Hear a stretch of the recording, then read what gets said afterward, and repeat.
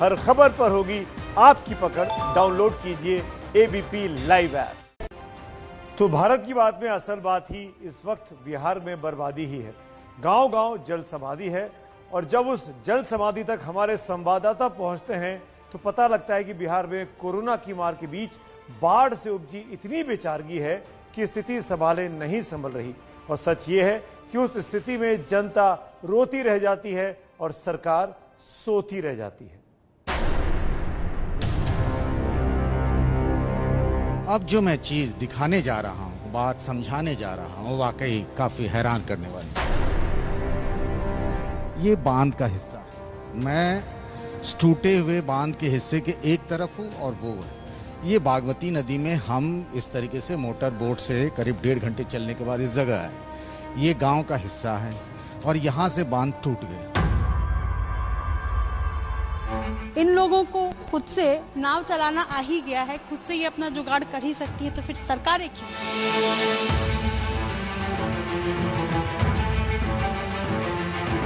हमारे नाम पूछे से आपको कुछ मिल जाएगा, फायदा होगा? नहीं फायदा होगा। नाम बता। नहीं फायदा होगा। कितना हमारे वीडियो गया।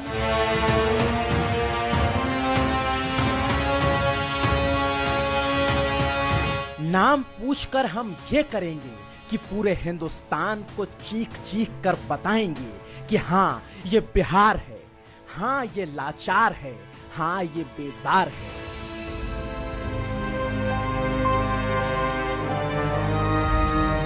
ठीक है, आप लोग नहीं आते तो फिर हम बताते कैसे आए हैं, जब भी तो सब कुछ बता रहे हैं। रात भी भूखा मर रहे हैं, सुबह में खाना उन्हें नहीं बनाए, भूखा मर रहे हैं, खाने पर चूल्हा चौका की व्यवस्था नहीं है।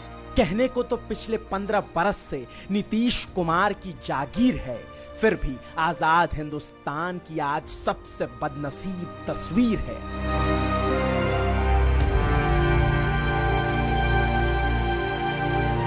बाढ़ की विपदा यहाँ आन पड़ी है, मुश्किल में बिहार के बच्चों की जान पड़ी है और इस विपदा को बताने या समझाने के लिए हमें ज्यादा शब्दों की भी जरूरत नहीं है।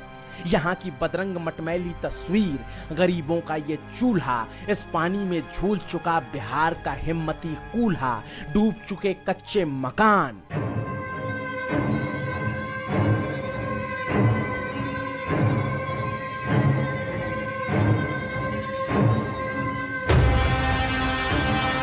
और अपने मकानों का ये हश्र देखकर अंदर ही अंदर टूट चुकी ये रोती बिलखती जुबान सब कुछ कहने सुनने के लिए काफी है।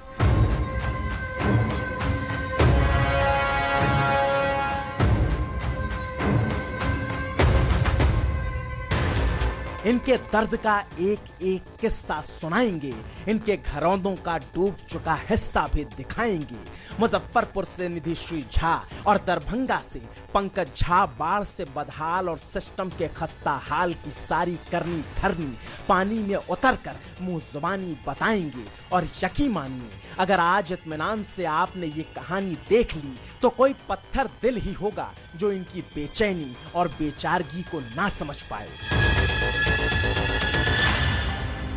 क्योंकि आलम यह है कि मॉनसून के आते ही हर बार की तरह इस बार भी बाढ़ और बिहार दोनों एक दूसरे के पर्यायवाची बन गए हैं और उसी के साथ नीतीश कुमार की नीतियां और कुशासन एक दूसरे के साथ अटखेलियां करने लग गए हैं। और तब की स्थिति में जिंदगी यहाँ जद्दोजहद का नाम बनकर रह गई है और उसी जद्दोजहद से मुजफ्फरपुर के ब्लॉक औराई गांव पर सामा की ये बच्चियां थर्माकोल की नाव के सहारे जूझ रही हैं। क्या करें, कोई चारा ही नहीं है।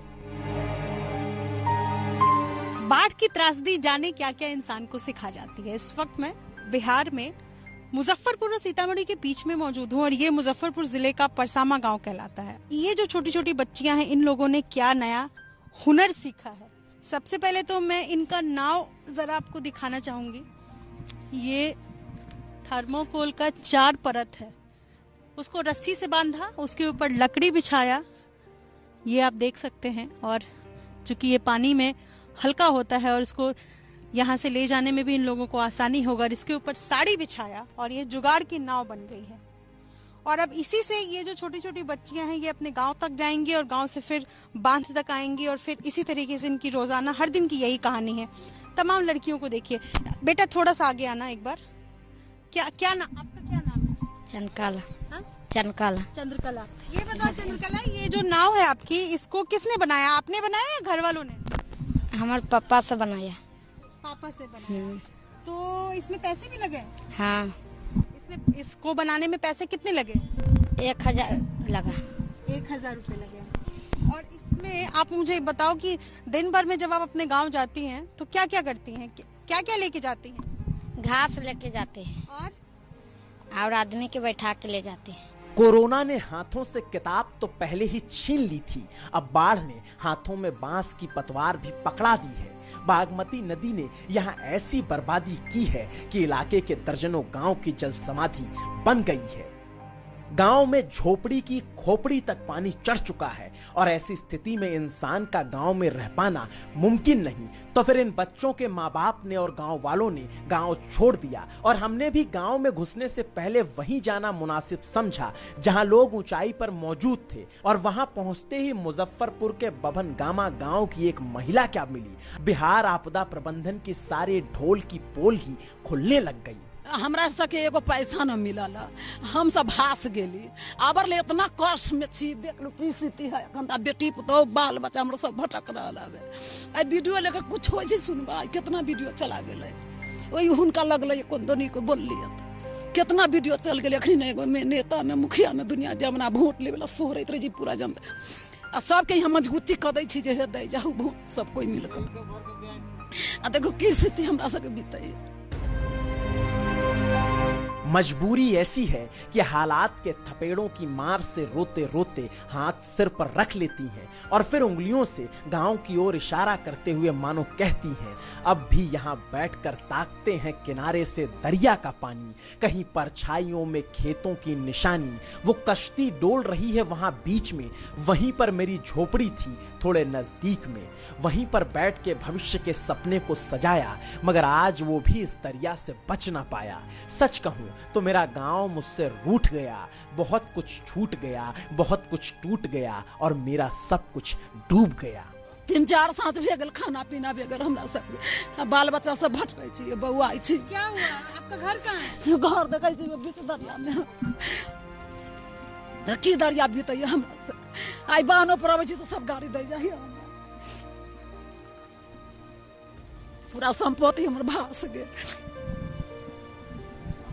कुछ नहीं बचा। ना कुछ बचल। सारा धान संपत्ति के अखन जान पर आफत भेल हबे। सापत बेटी हबे, असापत पुतौ हबे, सब ओइ में हमर फूल रहल हबे। कोई एगो नैया देवे लेल तैयारी न होई। बेटी अंदर फंसी है तो हमारी संवाददाता निधि ने बिटिया की तरह सहारा दे दिया और बोली कि चलिए हम आपका घर देखेंगे, दुनिया को दिखाएंगे और इसके लिए जिम्मेदारों को जगाएंगे। हमारे सबसे सब सापत पुतो है, आज बिहान जाने वाला है। हाँ, चलिए हमारी इंकारी कैल जाए। ये कितना ये किस दिक्कत में है, जरा हम चलते हैं शीला के घर और जानते। देखिए कि ये इस तरीके से मुझे लेकर जा रही है। चलिए हम आपके घर चलते हैं। आपकी क्या बहू प्रेग्नेंट है? बहुत हमारा लड़की है, बच्चिया है। आपकी बेटी प्रेग्नेंट? बेटी है पुतो। निधि का हाथ पकड़कर ये अपनी बेबसी को बताने के लिए बढ़ने लगी और जब निधि ने पूछा कि जाते कैसे हैं गांव में, तो बोली पानी में उतरकर आप नहीं जा पाएंगी। तो जिधर से हेल के जाती हूँ उधर से चलिए। आपके हिलने में कोई दिक्कत नहीं, चलिए आप हेल के आप बिल्कुल। हाँ, हम जा सकते हैं, चलिए हमारे साथ आप नहीं जाइए। अरे चलिए ना, चलिए आप स्टाफ है, नहीं जाइए। हम हम डूब जाएगा तो अरे आप चलिए मेरे साथ, आइए जरा हम देखें आप किस तरह जाती हैं। हम डूब जाएगा अगर आप तो कुछ नहीं बिगड़ेगा। चलिए आइए। है आपको बहुत बड़ी बात। आइए। आप जनता की सेवा में नहीं। आइए।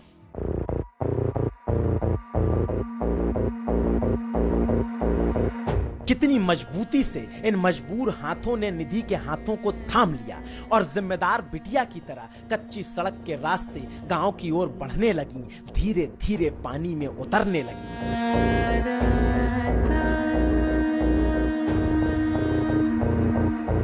हाथों में हाथ को थामे रखा और एक वक्त के लिए भी इनके कदम डगमगाए नहीं। कैमरामैन विशाल राय के कदम भी भारी भरकम कैमरे के साथ जरा सा भी घबराए नहीं।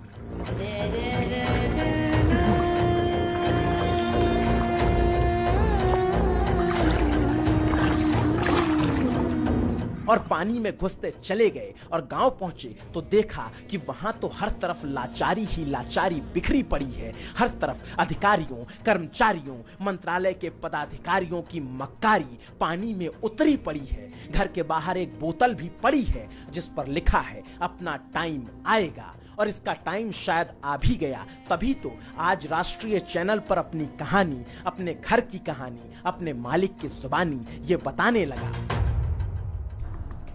शीला देवी हमें बांध से ही इसी तरीके से लेकर आ रही हैं ताकि वो अपने घर की त्रासदी हमें दिखा सके कि किस तरीके से उनका जो परिवार है वो चारों तरफ पानी से घिरा हुआ है। पानी का साम्राज्य है और बीच में शीला देवी का परिवार किस तरह रह रहा है। किराए में कितना बड़ सांप किराए तक बाबू भागो भागो बाबू बाबू भागो, कम से कम देखिए दीदी जी।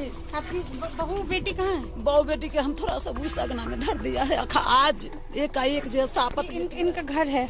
देखिए दीदी जी, गलत बोल रहे हैं। देखिए जिस दिन से एक पानी आया है वही दिन से ऐठ में हम चौक पर बैठ के अपन समय पार किया है। लेकिन सांप जो बिगधर से चाहता है ना तो बमोच के भागा है बाबू से लेके, भाग रे बउआ भाग रे बउआ भागिए बाबू। और जब बाढ़ के पानी के साथ घर में सांपों ने भी जबरन घुसपैठ की तो फिर जिंदगी और घर के बीच इन्होंने जिंदगी को चुना। मगर आसपास के गांव में कई और बदनसीब हैं जो अब भी घरों में हैं, इस आस में कि काश कोई नुमाइंदा आ जाए। पानी के सामने सब नतमस्तक है। ये बताइए क्या आज क्या हाल चाल है आपका? हाल तो बहुत बुरी हाल है, देख रहे हैं।